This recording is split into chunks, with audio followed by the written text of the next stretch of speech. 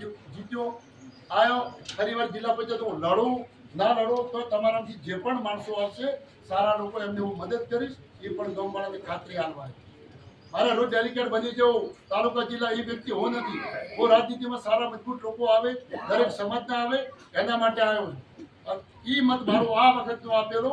મારી પેઢી વર્ષો વર્ષ હું પેઢીને કહેતો જઈશ કે નેસડા સીટમાં જેટલા ગામ આવે, જે સમાજે જે લોકોએ આપણું કામ કર્યું છે, આપણને આગળ સીડી ચડાવવાની જે પદ્ધતિમાં બટન દબાવ્યું છે, એનો આજીવન અમારી ઘર પેઢી ઋણી રહેશે. એટલે નાના મોટા બંદૂક મૂકી એ દિવસે પંજા ઉપર બટન દબાઈ દો કે ભાઈ તાનાશાહીને પણ નરસિંહ હાથીનો પ્રેમ, નરસિંહ હાથીની લાગણી. આ બે બટન દબાવશો પંજાના, એ દિવસે લોકોને ખબર પડશે આપણે બધા બેઠા પડ્યા, નરસિંહભાઈનો પ્રેમ જીતી ગયો અને ત્યારે તમે બધા જીવો. તમારી ગ્રાન્ટમાં ડીજે અડધી રાતે મારો મિસ કોલ ફોન કરજો. મારી પરમાનન્ટ દિશામાં ઓફિસ રહેશે. ગેરડી નજીક પડતો છે તો ગેરડીમાં ઓફિસ રહેશે. તમારે કોઈ કામ કરાવવા નહીં જવું પડે. લીગલી કામ મોટો તો મોમાં બીજા ભેડ્યો તો મોમાની લાગણી રાખો નથી.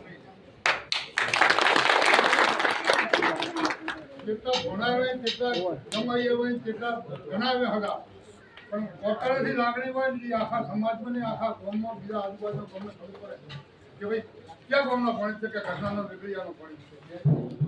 એટલે આપણે નસીબીની ખૂબ પોટ આલી અને જીતાડવાની બધાને મારી નંબર વિનંતી.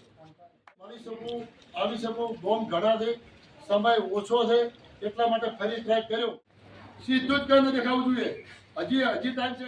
તો બનાસકાંઠા જિલ્લાની પ્રથમ જે છે વાગી રહ્યા છે. હાલમાં જો વાત કરીએ તો કોંગ્રેસ પક્ષને મજબૂત કરવા માટે ડોર ટુ ડોર પ્રચાર હાલ ક્યાંક ને ક્યાંક ચાલી રહ્યો છે. ત્યારે કોંગ્રેસ પક્ષના જે પ્રબળ દાવેદારો કહી શકાય હાલ ક્યાંક ને ક્યાંક મોટી ગણનામાં પહોંચ્યા છે. કેવો લોકોનો પ્રતિસાદ, શું કેટલી આશા?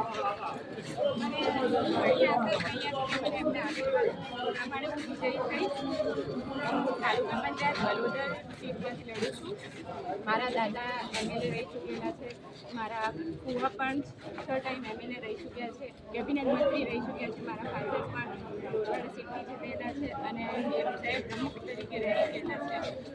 હું ચાહું છું કે બસ મને વિજય કરો. હું લોકશાહી પ્રથમ વાગી ચૂક્યા છે. જ્યારે હાલ જે પ્રકારે જોઈ શકો છો કે નરસિંહભાઈના સમર્થનમાં, કોંગ્રેસના સમર્થનમાં હાલ રબારી સમાજ હોય, રોહિત સમાજ હોય, ઠાકોર સમાજ હોય, અન્ય સમાજો પણ હાલ મોટી સંખ્યામાં ક્યાંક ને ક્યાંક જોવા મળી રહ્યા છે. ત્યારે આપણી સાથે ક્યાંક ને ક્યાંક આ સ્થાનિક અગ્રણી જે છે જોડાયા છે.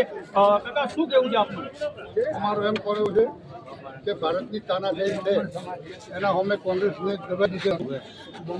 દસકા પછી દસકો આવે એ કહેવત છે ગુજરાતી ભાષાની.